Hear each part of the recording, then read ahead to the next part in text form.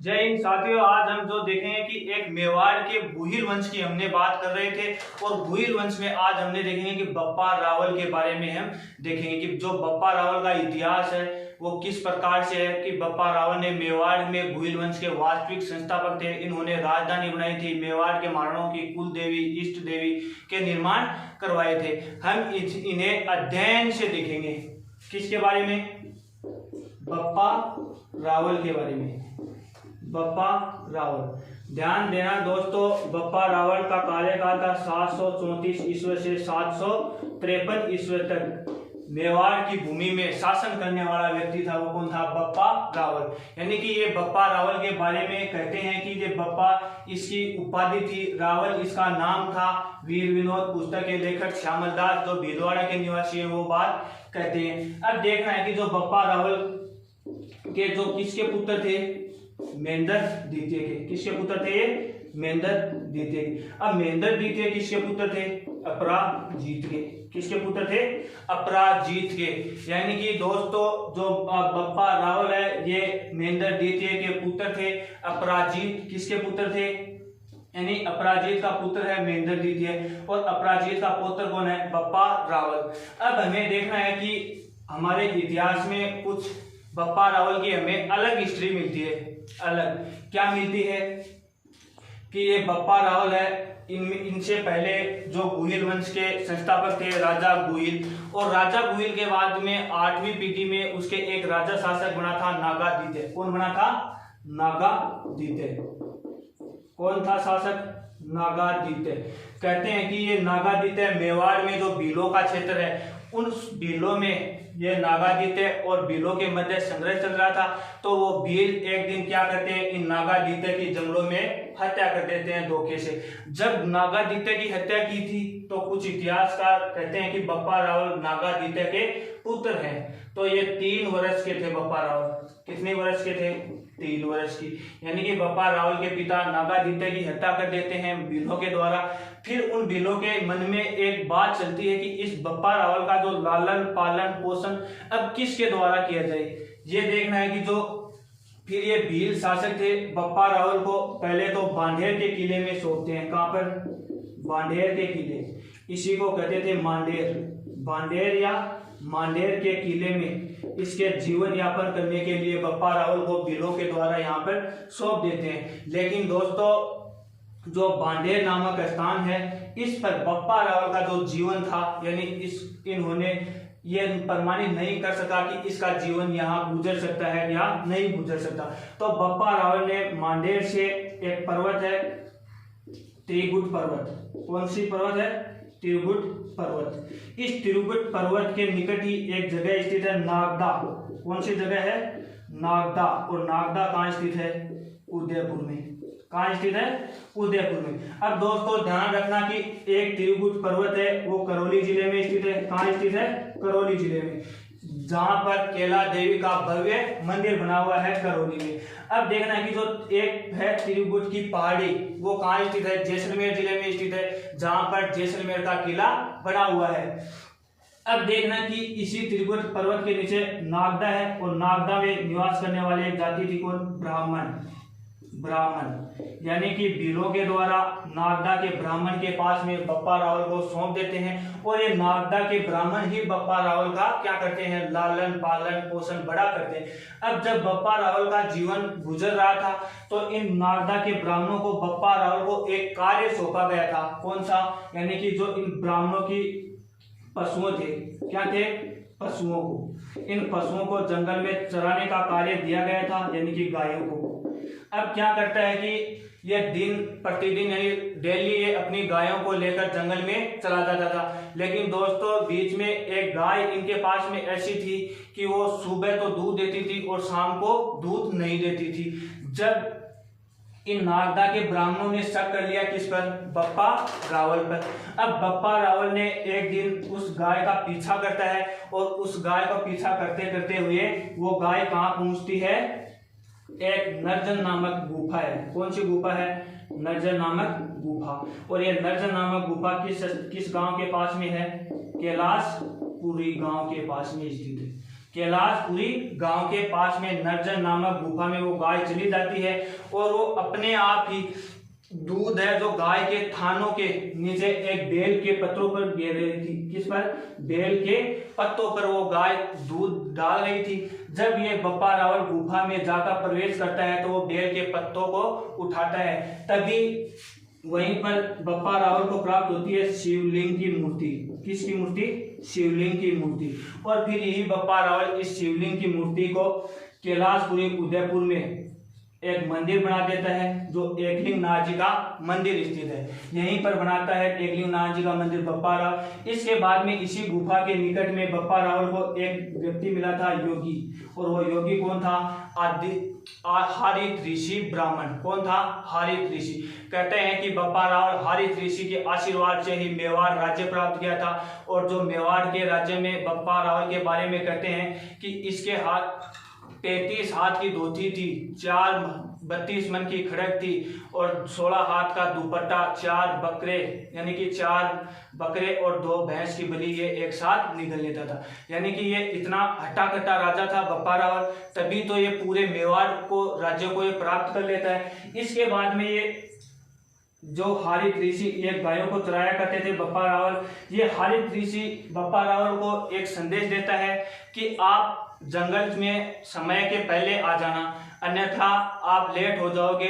तब इसका हारित ऋषि था वो परलोक पधार रहे थे, यानी उसका जीवन अंतिम समय आ गया था उसके जीवन का। तो अपने अंतिम समय के लिए वो कहाँ जा रहा था? ऊपर पहुंच रहा था, यानी परलोक में जा रहा था। तभी उन्होंने बप्पा रावल लेट से आते हैं और वो रास्ते में ऊपर यानी जा रहे थे, तभी एक यानी कि उसके मुंह में थूक यानी कि एक थूक यानी पान के द्वारा बप्पा रावल के मुंह में डाला जाता है। लेकिन वो बप्पा रावल के मुंह में वो पान नहीं पड़ता है, लेकिन कहाँ पड़ता है? बप्पा रावल के पैरों में गिर जाता है। अब जो बप्पा रावल के पैरों में वो गिरने के बाद में हारित ऋषि बप्पा रावल को कहता है, अगर ये पान आपके मुंह में चला जाता तो आप अमर हो जाते। क्या हो जाते? अमर। और इसी के बाद में एक बप्पा रावल को एक खजाना दिया जाता है और उस खजाना की सहायता से में धन होता है उसमें, और ये बप्पा रावल पूरे मेवाड़ के साम्राज्य को अपने अधिकार में कर लेता है उस खजाने की सहायता से। और 12,72,000 इसकी सेना थी। ये कौन था? बप्पा रावल। यानी कि इतिहास में हमें इसकी एक अलग हिस्ट्री मिलती है, यानी नागादित्य से और बप्पा रावल हारित ऋषि से मिलती है। अब ये बप्पा रावल जो वास्तविक बात तो ये है कि ये महेंद्र द्वितीय का पुत्र था। किसका पुत्र था? महेंद्र द्वितीय का। अब बप्पा रावल मेवाड़ में जो गुहिल वंश थे इसके वास्तविक संस्थापक है। मेवाड़ में सबसे पहले सोने के सिक्के चलाए थे और मेवाड़ रियासत के यानी गुहिल वंश के प्रथम प्रतापी शासक है। कौन है? बप्पा रावल। यानी मेवाड़ गुहिल वंश के वास्तविक संस्थापक कौन है? वास्तविक संस्थापक है बप्पा रावल, संस्थापक। अब ध्यान देना दोस्तों कि अब जो गुहिल वंश के संस्थापक हैं वो कौन है? राजा गुहिल है। 566 ईस्वी में नागदा के आसपास के जो क्षेत्र था उसमें किस वंश की नींव रखी थी? गुहिल वंश की नींव रखी थी। अब मेवाड़ में के गुहिल वंश के बप्पा रावल प्रथम प्रतापी शासक है। क्या है? प्रथम प्रतापी शासक है। कौन सा व्यक्ति है? बप्पा रावल। यानी वास्तविक संस्थापक है। मेवाड़ में गुहिल वंश के प्रथम प्रतापी शासक है। कौन है? बप्पा रावल। अब ये बप्पा रावल मेवाड़ रियासत में सबसे पहले दोस्तों सोने के सिक्के चलाए थे। किसके सिक्के चलाए थे? सोने के सिक्के। अब ध्यान रखना, राजस्थान में सर्वाधिक सोना केसरपुरा मानपुरा क्षेत्र जो प्रतापगढ़ से प्राप्त होता है। अब ये सोने के सिक्का चला देता है, मेवाड़ में पहला व्यक्ति है। तो मेवाड़ में सबसे पहले चांदी के सिक्के किसने चलाए थे दोस्तों? तो राजा गुहिल ने चलाए थे। किसने चलाए थे? राजा गुहिल के द्वारा। तो मेवाड़ में सबसे पहले तांबे के सिक्के किसने चलाए थे? तांबे के सिक्के राजा गुहिल के पिता शिलादित्य ने चलाए थे। किसने चलाए थे? शिलादित्य के द्वारा। यानी कि शिलादित्य के द्वारा मेवाड़ रियासत में सबसे पहले तांबे के सिक्के चलाए जाते हैं और चांदी के सिक्के गुहिल वंश के संस्थापक राजा गुहिल के द्वारा चलाए जाते हैं। और मेवाड़ रियासत में सबसे पहले सोने के सिक्के कौन सा चलाता है? बप्पा रावल चलाता है। अब ध्यान रखना है कि दोस्तों ये बप्पा रावल है। एक पुस्तक है वीर विनोद। कौन सी पुस्तक है? वीर विनोद। अब ये वीर विनोद पुस्तक के लेखक कौन है? श्यामल दास है। कौन है? श्यामल दास। और ये श्यामल दास कहाँ के निवासी हैं? भीलवाड़ा के। कहाँ के निवासी हैं? भीलवाड़ा के। और ये किसके दरबार में रहते थे? मेवाड़ के महाराणा सज्जन सिंह के दरबारी कवि थे। किसके दरबारी कवि थे? सज्जन सिंह के दरबारी कवि थे। ये कहता है कि वीर विनोद पुस्तक में बप्पा इसकी उपाधि थी और रावल इसका नाम था, यानी वंश था। लेकिन इतिहासकार इसे प्रमाणित नहीं कर पाए कि बप्पा किस शासक का है उपाधि है। ये बात हमें जानकारी नहीं मिली। अब एक है आहड़ का लेख। कौन सा है? आहड़ के लेख। इस लेख में बप्पा रावल को मुकुट मणि के समान बताया गया है। किसके समान? मुकुट मणि के समान बताया गया है दोस्तों। किसके समान बताया गया है? मुकुट मणि के समान बप्पा रावल को बताया गया है। किस लेख में? आहड़ के लेख में बताया गया है दोस्तों। अब ये बप्पा रावल का जो मूल नाम था वो काल भोज था। क्या था? काल भोज। और ये बात कौन कहता है? कैसे कर्नल जेम्स टोड और मुनोद नेन्सी कहता है। मुनोद नेन्सी, यानी कि ये दोनों कहते हैं कि बप्पा रावल का जो वास्तविक नाम था वो काल भोज था और इसी को क्या कहते थे? माल भोज कहते थे। यानी काल भोज, माल भोज और आहड़ के लेख में मुकुट मणि के समान बताया गया है। ये बात कौन कहते थे? आहड़ के लेख में। और जो बप्पा रावल है इसका मूल नाम काल भोज है। अब ध्यान रखना कि दोस्तों एक अभिलेख है कुंभलगढ़, इसमें कहते हैं कि काल भोज और बप्पा रावल को अलग अलग व्यक्ति बताया गया है। यानी कि ये अलग अलग व्यक्ति बताते हैं कुछ इतिहास का, लेकिन उनसे हमें जानकारी इतनी नहीं मिलती। अब देखना कि दोस्तों बप्पा रावल ने नागदा को राजधानी बनाई थी। किसको राजधानी बनाई थी? नागदा को। अब ध्यान रखना कि दोस्तों जो नागदा है वो मेवाड़ के गुहिल वंश की प्रथम राजधानी है। क्या है? प्रथम राजधानी। कौन सी है? नागदा। और नागदा कहाँ स्थित है? उदयपुर जिले में। अब ध्यान रखना कि दोस्तों जो इसकी गुहिल वंश की जो दूसरी राजधानी थी वो आहड़ है, तीसरी राजधानी चित्तौड़ थी। लेकिन अब प्रश्न है कि जो मेवाड़ का जो क्षेत्र है इसकी जो प्रथम राजधानी है वो कौन सी है? तो वो है नगरी, यानी मध्यमिका है, जो चित्तौड़गढ़ जिले में स्थित है। अब ये बप्पा रावल में एक प्रशस्ति है वेदनाथ प्रशस्ति। कौन सी है? वेदनाथ प्रशस्ति। इस प्रशस्ति में हमें जानकारी मिलती है बप्पा रावल की। ये कहता है कि ये प्रशस्ति के जो रचयिता हैं वो कौन है? रूप भट्ट। कौन है? रूप भट्ट। कहाँ पर लगी हुई है ये? वेदनाथ के मंदिर में। वेदनाथ के मंदिर में। अब ये वेदनाथ के मंदिर कहाँ स्थित है? पिछोला झील के निकट स्थित है। यानी कि पिछोला झील उदयपुर सिटी में कौन सा मंदिर स्थित है? वेदनाथ मंदिर। वेदनाथ प्रशस्ति के रचयिता कौन है? रूप भट्ट है। इस प्रशस्ति में कहते हैं कि बप्पा रावल 734 ईस्वी में, कब? 734 ईस्वी में कहाँ आक्रमण करते हैं? चित्तौड़गढ़ के किले पर। दोस्तों कहाँ आक्रमण करते हैं? चित्तौड़गढ़ के किले पर। बप्पा रावल 734 ईस्वी में चित्तौड़गढ़ के किले पर आक्रमण करते हैं। और जो चित्तौड़गढ़ के किले के शासक थे मान मौर्य थे। कौन थे? मान मौर्य। और ये मान मौर्य को पराजित कर देते हैं और चित्तौड़ को अपने अधिकार में कर लेते हैं दोस्तों। अब ये राजस्थान का एकमात्र ऐसा किला है जो एक मौर्य शासक के द्वारा निर्मित किया गया था। दोस्तों जो चित्तौड़गढ़ का किला है वो गंभीरी और बेड़स नदी के किनारे स्थित है, मेसा के पठार चित्तौड़गढ़ जिले में स्थित है। अब जो चित्तौड़गढ़ के जो दुर्ग है इसकी आकृति है वो व्हेल मछली के समान है। किसके समान है? व्हेल मछली के समान। अब जो प्रश्न आएगा कि व्हेल मछली में कितने चेंबर होते हैं? तो 2 चेंबर होते हैं, यानी कि उसका हृदय है वो 2 चेंबर का है।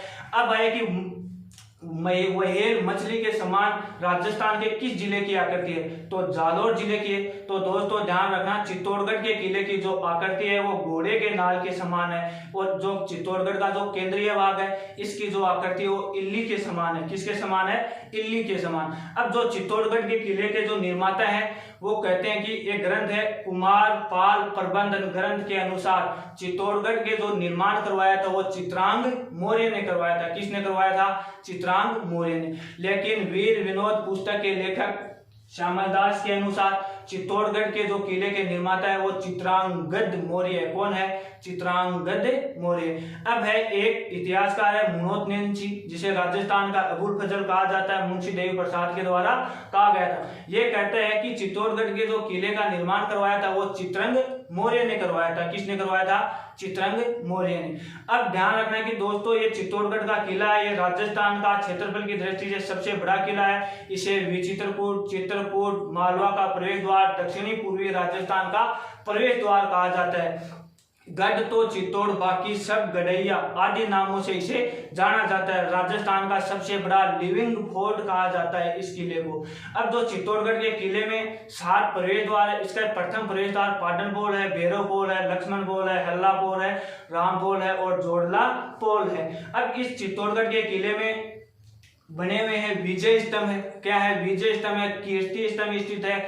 इसी किले में स्थित है मोक्कल मंदिर, और छत्रपति शिवाजी की जो कुल देवी है वो भी इसी में स्थित है, और आदि इसमें दर्शनीय स्थल है। चित्तौड़गढ़ के किले में 3 साके हुए थे, 1303, 1534 और 1567-68 ईस्वी में, यानी कि 3 साके के साथ में चित्तौड़गढ़ के किले समाप्त हो जाता है। दोस्तों ये अपन को ध्यान रखना है कि अब मौर्य शासक मान मौर्य को बप्पा रावल पराजित कर देता है 734 ईस्वी में, और चित्तौड़गढ़ को अपने अधिकार में कर लेता है। जब ये चित्तौड़गढ़ के किलों को अपने अधिकार में करके बप्पा रावल इस चित्तौड़गढ़ के किले में एक नए वंश की नींव रखता है। किसकी?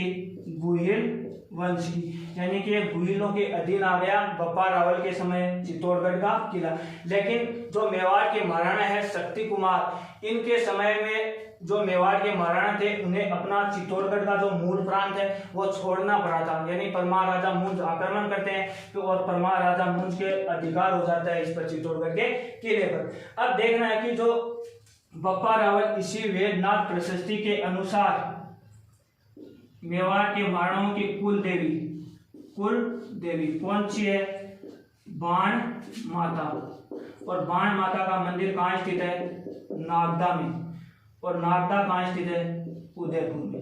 यानी कि दोस्तों ध्यान रखना, मेवाड़ के महाराणाओं की जो कुल देवी है वो बाण माता है, नागदा में इसका मंदिर बना हुआ है, और नागदा किस जिले में है? उदयपुर जिले में स्थित है। यानी कि बाण माता के मंदिर का निर्माण किसने करवाया था? बप्पा रावल ने करवाया था। अब इसी प्रशस्ति के अनुसार मेवाड़ के महाराणा के कुल देवता यानी कि इष्ट देव कौन थे? एकलिंग नाथ जी। कौन थे? एकलिंग नाथ जी। अब ये एकलिंग नाथ जी का मंदिर कहाँ बना हुआ है? कैलाशपुरी में स्थित है। कहाँ है? कैलाशपुरी। और कैलाशपुरी कहाँ स्थित है? उदयपुर जिले में स्थित है। दोस्तों अब ध्यान रखना कि दोस्तों मेवाड़ के जो महाराणाओं के जो इष्ट देव यानी कि इनके कुल देवता है वो कौन है? एकलिंग नाथ जी। और एकलिंग नाथ जी का जो मंदिर है ये किसने बनाया था? बप्पा रावल ने बनवाया था। कहाँ पर बनवाया था? कैलाशपुरी और उदयपुर में। अब ये एकलिंग नाथ जी का जो मंदिर है ये जो शैव धर्म है ना, शैव धर्म, इसका सबसे प्राचीन संप्रदाय है पाशुपात संप्रदाय। कौन सा संप्रदाय है? पाशुपात संप्रदाय, जिसके संस्थापक है लकुलेश मुनि। यानी कि ये पाशुपात संप्रदाय का उदाहरण है। कौन सा मंदिर है? एकलिंग नाथ जी का मंदिर। अब ध्यान रखना कि नाथ आ रहा है तो राजस्थान में नाथ संप्रदाय की जो पीठ स्थित है वो कहाँ स्थित है? मां मंदिर जोधपुर जिले में स्थित है। तो अब ध्यान रखना कि नाथों का मंदिर किस जिले में स्थित है राजस्थान की, या नाथों का मेला किस जिले में पड़ता है? तो पाली जिले में पड़ता है। कहाँ पर पड़ता है? पाली जिले में। यानी कि नाथों का मेला या नाथों का मंदिर राजस्थान के किस जिले में है? तो पाली जिले में स्थित है। अब ध्यान रखना कि दोस्तों तो बप्पा रावल की जो मृत्यु होती है 753 ईस्वी में होती है, और कहाँ पर होती है? नागदा में होती है। कहाँ होती है? नागदा में। अब देखना कि दोस्तों जो 753 ईस्वी में वेदनाथ प्रशस्ति कहते हैं कि ये अपने अंतिम समय में संन्यास ग्रहण कर लिए थे। क्या ग्रहण कर लिए थे? संन्यास ग्रहण। कब किए थे? 753 ईस्वी में। ये नागदा में किए थे, और नागदा में ही बप्पा रावल की छतरी बनी हुई है। यानी कि जहां पर जो शासक की मृत्यु होगी वहीं पर उसकी छतरी स्थित है। यह था हमारा बप्पा रावल। दोस्तों अब बप्पा रावल के बारे में पुनः सुन लीजिए। ये किसके पुत्र थे? मेंदर द्वितीय के पुत्र थे और मेंदर द्वितीय किसके पुत्र थे? अपराजित के पुत्र थे। अब बप्पा रावल ने मेवाड़ में सबसे पहले गुहिल वंश के वास्तविक संस्थापक है। कौन है? बप्पा रावल। अब बप्पा रावल मेवाड़ के प्रथम प्रतापी शासक है। क्या है? मेवाड़ के प्रथम प्रतापी शासक है। कौन है? बप्पा रावल। बप्पा रावल को वीर विनोद पुस्तक के लेखक श्यामल दास इन्हें बप्पा इसकी उपाधि बताता है, रावल इसका वंश बताता है। कर्नल जेम्स टोड और मुनोद नेमसी बप्पा रावल का मूल नाम काल भोज बताते हैं, यानी कि माल भोज बताते हैं दोस्तों। आहड़ के लेख में बप्पा रावल को मुकुटमणि के समान बताया गया है। किसके समान? मुकुटमणि के समान बताया गया है। अब ये बप्पा रावल मेवाड़ रियासत में सबसे पहले सोने के सिक्के चलाए थे। किसके सिक्के चलाए थे? सोने के सिक्के। अब मेवाड़ में सबसे पहले चांदी के सिक्के किसने चलाए थे? तो गुहिल वंश के संस्थापक राजा गुहिल ने चलाए थे। तो मेवाड़ में सबसे पहले तांबे के सिक्के किसने चलाए थे? तो दोस्तों तांबे के सिक्के राजा गुहिल के पिता थे। कौन? शिलादित्य चलाए थे। कौन चलाए थे? शिलादित्य। अब ध्यान रखना कि जो बप्पा रावल ने मेवाड़ में बाण माता के मंदिर का निर्माण करवाता है। कहां पर करवाता है? नागदा उदयपुर में करवाता है। और यही बाण माता मेवाड़ के महाराणाओं की कुल देवी थी। क्या थी? कुल देवी। अब यही बप्पा रावल मेवाड़ के महाराणाओं के इष्ट देव एकलिंगनाथ जी के मंदिर का निर्माण करवाते हैं। और यही बप्पा रावल 734 ईस्वी में चित्तौड़गढ़ के किले पर आक्रमण करते हैं और चित्तौड़गढ़ के किले को अपने अधिकार में कर लेते हैं। किसको पराजित करके? मान मौर्य को पराजित करके। अब इसी बप्पा रावल की जो हमें जानकारी मिलती है वो वेदनाथ प्रशस्ति में मिलती है। अब ये वेदनाथ प्रशस्ति है किसके द्वारा रचित है? रूप भट्ट के द्वारा। कहां पर लगी हुई है? वेदनाथ के मंदिर पिछोरा झील के निकट उदयपुर में लगी हुई। अब ध्यान रखना कि दोस्तों प्रश्न आएगा कि पिछोला झील किस जिले में है? तो उदयपुर जिले में स्थित है। पिछोला झील का निर्माण मारना लाका के समय एक झीली नामक बंजारे ने एक बेल की स्मृति में करवाया था। किस झील का निर्माण? पिछोला झील का निर्माण करवाया था। अब इस पिछोला झील में सीसाराम बूजरा नदी आकर गिरती है और इसी पिछोला झील में कौन सी नदी आती है? सीसाराम और बूजरा नदी आकर गिरती है। इसी पिछोला झील में जग मंदिर जग निवास महल बना हुआ है दोस्तों। कौन सा है? ये था हमारे बप्पा रावल का इतिहास। अब जो बप्पा रावण प्रथम किसके बारे में बात करेंगे? खुमान प्रथम। देखिए कि दोस्तों खुमान प्रथम के बारे में हमें ज्यादा प्रश्न नहीं पूछते, लेकिन क्या होता है कि एक बार एग्जामिनर प्रश्न डाल देता है कि जो खुमान प्रथम है इसके समय में मेवाड़ के शासक बगदाद के शासक अलमायू कौन थे? अलमायू ने एक बार मेवाड़ की भूमि पर आक्रमण करते हैं, यानी कि ये खुमान के समय अलमायू मेवाड़ की भूमि पर आक्रमण करते हैं और खुमान प्रथम है ये अलमायू को पूरी तरह से पराजित कर देता है युद्ध में। और ये अलमायू वापस कहाँ चला जाता है? बगदाद चला जाता है। और इस खुमान प्रथम के बाद में मेवाड़ के जो महाराणा थे इनके शासक हुए थे, यानी कि इनकी कमजोर शक्तियां पड़ने लगी थी, यानी कि सेना नहीं थी और सेना कमजोर होने के साथ में ये इनका जो शासन था वो बिगड़ने लग गया था। अब जो खुमान प्रथम के बाद में शासक आया था भरत भट्ट द्वितीय। कौन थे? भरत भट्ट द्वितीय। अब ये भरत भट्ट द्वितीय किसका पुत्र है? खुमान तृतीय का। यानी कि एक ही वंश में एक ही नाम के अगर फर्स्ट सेकेंड थर्ड यानी कि एक नाम से अधिक जो व्यक्ति होंगे उनके नाम के आगे फर्स्ट सेकेंड और थर्ड तृतीय चतुर्थ लगेंगे। अब जो भरत भट्ट द्वितीय है इसके बारे में हमें ज्यादा जानकारी नहीं मिलती है, लेकिन एक लेख है आहड़ का लेख। कौन सा लेख है? आहड़ का लेख, यानी कि ये 977 ईस्वी का है। कब का है? 977 का। एक लेख है प्रतापगढ़ का लेख। कौन सा लेख है? प्रतापगढ़ का लेख। ये 942 ईस्वी का है। यानी कि इस लेख में भरत भट्ट द्वितीय के बारे में हमें जानकारी मिलती है कि प्रतापगढ़ का जो लेख है इसमें मेवाड़ का यह प्रथम व्यक्ति है जिसने महाराजा धीराज की उपाधि से सम्मानित किया गया था। कौन सी उपाधि से? महाराजा धीराज की महाराजा धीराज की उपाधि। दोस्तों ध्यान रखना, महाराजा धीराज की उपाधि प्राप्त करने वाला मेवाड़ का प्रथम व्यक्ति है भरत भट्ट द्वितीय। कौन है? भरत भट्ट द्वितीय। और जो महाराजा धीराज की हमें जो जानकारी मिलती है वो किस अभिलेख में मिलती है?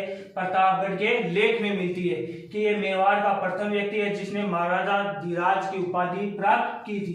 अब जो आहड़ का लेख है इसमें भरत भट्ट द्वितीय को कहा गया है कि 3 लोकों का तिलक। क्या कहा गया है? 3 लोकों का तिलक कहा गया है। किस अभिलेख में कहा गया है? आहड़ के लेख में कहा गया है कि 3 लोकों का तिलक किस व्यक्ति को कहा गया है? भरत भट्ट द्वितीय को कहा गया है। अब ये इसी लेख में एक राष्ट्रकूट वंश की राजकुमारी है महालक्ष्मी। कौन है? महालक्ष्मी। यानी कि महालक्ष्मी से भरत भट्ट द्वितीय का विवाह होता है और इन दोनों से जो उत्पन्न संतान थी वो थी राजा अलट। कौन थी? राजा अलट। अब हमें देखना है कि दोस्तों जो भरत भट्ट द्वितीय के बारे में जो जानकारी मिलती है इन 2 अभिलेखों में मिलती है। ध्यान रखना कि 3 लोगों का तिलक मेवाड़ के महाराणा किस शासक को कहा जाता है? भरत भट्ट द्वितीय को कहा जाता है। आहड़ है ये उदयपुर जिले में स्थित है, बनास नदी के किनारे स्थित है, इसे ताम्रवती नगरी कहा जाता है। प्रतापगढ़ राजस्थान का नवीन जिला है, 33वां जिला है। वसुंधरा राजे सिंधिया के द्वारा 26 जनवरी 2008 को ये नया जिला गठन किया गया था। एक समिति थी परमेश चंद्र कमेटी के आधार पर इस प्रतापगढ़ को एक नवीन जिला बनाया गया था और प्रतापगढ़ का जो जिला है वो उदयपुर संभाग में आता है। किस संभाग में? उदयपुर संभाग में। अब जो प्रतापगढ़ की जो स्थापना हुई थी वो कब हुई थी? 1699 ईस्वी में हुई थी। किसके द्वारा बसाया गया था प्रतापगढ़? प्रताप सिंह के द्वारा प्रतापगढ़ शहर बसाया गया था। अब जो प्रतापगढ़ का प्राचीन नाम था वो देवरिया था। क्या था? देवरिया। इसी को कहते थे काठल। क्या कहते थे? काठल कहते थे। यानी कि 1699 ईस्वी में प्रताप सिंह के द्वारा प्रतापगढ़ शहर बसाया गया था। अब देखना है कि जो भरत भट्ट द्वितीय और महालक्ष्मी से जो उत्पन्न संतान थी राजा अलट थी। कौन थी? राजा अलट। अब राजा अलट को इतिहास में आलू रावल के नाम से पुकारते हैं। किस नाम से? आलू रावल। राजा अलट, इसे इतिहास में आलू रावल कहते हैं। क्या कहते हैं? आलू रावल कहते हैं दोस्तों। अब ये अलट है आहड़ को राजधानी बनाई थी। किसको बनाई थी? आहड़ को राजधानी बनाई थी। ये दोस्तों जो आहड़ को राजधानी बनाती है ये मेवाड़ की सेकंड राजधानी है, यानी कि दूसरी राजधानी है। कौन सी है? आहड़। तो प्रथम राजधानी कौन सी थी? नागदा थी। दूसरी राजधानी कौन सी है? आहड़। और इसी आहड़ में एक मंदिर का निर्माण करवाता है वराह मंदिर। किस मंदिर का निर्माण कराया था? वराह मंदिर का निर्माण राजा अलट के द्वारा आहड़ में करवाया जाता है। अब ये आहड़ थी, ये व्यापारिक, प्रशासनिक और आर्थिक दृष्टि से महत्वपूर्ण राजधानी थी दोस्तों। अब ये वराह मंदिर का निर्माण करवाता है। एक वराह मंदिर है वो पुष्कर झील अजमेर में स्थित है। तो अब ध्यान रखना कि राजस्थान की किस नदी को वराह नदी कहते हैं? तो रूपा रेल नदी को वराह नदी कहते हैं दोस्तों। अब प्रश्न आएगा कि राजस्थान के किस जिले को वराह नगरी कहते हैं? तो दोस्तों 12 को कहते हैं। किसको कहते हैं? 12 को। यानी कि सोलंकी सरदार के द्वारा 12 गांवों को मिलाकर 12 शहर बसाया गया था और 12 शहर को किस नाम से जानते हैं? वराह नगरी। और वराह नदी किसको कहते हैं? रूपारेल नदी को कहते हैं। अब राजा अलट ने मेवाड़ में सबसे पहले दोस्तों नौकरशाही का गठन किया था। किसका? नौकरशाही का गठन किया था। अब ये प्रश्न दोस्तों बहुत बार पूछा जा चुका है कि मेवाड़ के किस महाराणा के समय में नौकरशाही का गठन किया गया था? तो राजा अलट के द्वारा नौकरशाही का गठन किया जाता है दोस्तों। ध्यान रखना कि नौकरशाही किसको कहते हैं? जो आजाद में जीने वाले लोग होते हैं उन्हें नौकरशाही कहते हैं। आज हमारे पूरे भारत के अंदर, पूरे भारत के सभी राज्यों में यही नौकरशाही लागू है। यानी कि केंद्र सरकार के द्वारा प्रत्येक राज्य में नौकरशाही का लागू कर दिया गया है, यानी कि इसका गठन किया गया है। अब ये नौकरशाही किसके समय लागू की गई थी? अलट के समय। भारत में नौकरशाही किस वंश ने प्रारंभ की थी? तो मौर्य वंश में ये नौकरशाही की शुरुआत की गई थी दोस्तों भारत के अंदर। अब ये राजा अलट है से हूण वंश की राजकुमारी, यानी एक वंश है हूण वंश और इसकी राजकुमारी है कौन? हरिया देवी। कौन है? हरिया देवी। इस हरिया देवी से विवाह होता है राजा अल्लट का। अब ये हूण जाति है, ये भारत के यानी कि मध्य एशिया में निवास करती है। कहाँ निवास करती है? मध्य एशिया में। ध्यान रखना दोस्तों, ये राजस्थान का प्रथम इंटरनेशनल मैरिज है, यानी अंतर्राष्ट्रीय विवाह है। कौन सा है? अल्लट और हरिया देवी के साथ में। अब देखना कि दोस्तों भारत के अंदर प्रथम जो अंतर्राष्ट्रीय विवाह है वो चंद्रगुप्त मौर्य का है, यानी कि चंद्रगुप्त मौर्य ने अपने सेनापति जो सेल्यूकस निकेटर था उसकी पुत्री हेलेना के साथ विवाह किया था। किसके साथ में? हेलेना के। और उसी हेलेना के साथ में विवाह करके वो भारत का प्रथम अंतर्राष्ट्रीय विवाह था। तो राजस्थान का प्रथम अंतर्राष्ट्रीय विवाह किसने किया था? अल्लट ने किया। किसके साथ में किया था? हरिया देवी के साथ में किया। हरिया देवी किस वंश से है? हूण वंश की राजकुमारी है दोस्तों। अब इसी अल्लट ने आहड़ को राजधानी बना ली, आहड़ में बड़ा मंदिर बना दिया। मेवाड़ में सबसे पहले नौकरशाही का गठन किया। भारत का यानी कि राजस्थान का प्रथम अंतर्राष्ट्रीय विवाह किया। अब जो अल्लट के बाद में जो शासक आता है, अल्लट के बाद में जो शासक आता है दोस्तों शक्ति कुमार। कौन आता है? शक्ति कुमार। इसे शक्ति सिंह भी कहते हैं। क्या कहते हैं? शक्ति सिंह। ध्यान रखना दोस्तों, इस शक्ति सिंह के समय में मेवाड़ के जो महाराणा थे यानी शक्ति कुमार सिंह थे, इनको अपना मूल प्रांत छोड़ना पड़ा था। और मूल प्रांत कौन सा था? चित्तौड़गढ़ का किला। कौन सा है इनका मूल प्रांत? चित्तौड़गढ़ का किला। चित्तौड़गढ़ का किला। अब जो शक्ति कुमार के समय में जो राजधानी थी वो कौन सी थी? आहड़ थी, क्योंकि आहड़ ही राजधानी रहती है। और जेतर सिंह के समय में चित्तौड़ राजधानी होती है, लेकिन इसके समय में राजधानी कौन सी है? आहड़। अब इसी के समय में आक्रमण किया था किसने? परमार शासक मुंज ने किया था। किसने किया था? मुंज ने। और ये परमार कहां पर शासक कर रहे थे? मालवा पर, यानी कि मांडू पर शासक कर रहे थे। अब ये परमार राजा मुंज शक्ति कुमार पर आक्रमण करता है और शक्ति कुमार की जो सेना है वो पराजित हो जाती है पूरी तरह से। और मुंज आहड़ को जब तहस नहस कर दिया था और मुंज ने चित्तौड़गढ़ के किले पर अपना अधिकार कर लिया था। अब इसके बाद में परमार शासक मुंज के एक छोटे भाई थे सिद्धराज। कौन थे? सिद्धराज। और इसी सिद्धराज के पुत्र थे परमार राजा भोज। अब ये भोज क्या करता है कि चित्तौड़गढ़ के किले में एक मंदिर का निर्माण करवाता है, समीधेश्वर माता का मंदिर, यानी कि त्रिभुवन नारायण का मंदिर का निर्माण करवाता है, जिसे वर्तमान में मोकल मंदिर कहते हैं, क्योंकि मोकल के द्वारा पुनः इस त्रिभुवन नारायण मंदिर का निर्माण करवाया जाता है, तो इसे मोकल मंदिर कहते हैं। फिर इसी भोज ने कुंभलगढ़ के अभिलेख में, किसमें? कुंभलगढ़ के अभिलेख में नागदा में भोजसर का तालाब बनाया था अपने नाम पर। कौन सा तालाब बनाया था? भोजसर तालाब। भोजसर तालाब कहाँ स्थित है? नागदा में। किस अभिलेख में पता चलता है? कुंभलगढ़ के अभिलेख में हमें इस बात की जानकारी मिलती है कि भोज ने अपने नाम पर भोजसर तालाब बनवाया था दोस्तों। अब जो कुंभलगढ़ का जो लेख है ये 5 काली शिलालेख में महेश के द्वारा रचित किया गया है, यानी राजा महेश के द्वारा कुंभलगढ़ लेख लिखा गया है। अब इसी भोज ने समीधेश्वर यानी त्रिभुवन नारायण माता का मंदिर का निर्माण करवाया था। चित्तौड़गढ़ को यानी अपने मूल प्रांत को शक्ति कुमार के समय में चित्तौड़गढ़ के किले को छोड़ना पड़ा था दोस्तों। ये था आज की हमारी क्लास थी। अब दोस्तों ध्यान रखना कि आपके ये क्लास समझ में आई तो हमें कमेंट करके जरूर बताना। आप लोग जय हिंद।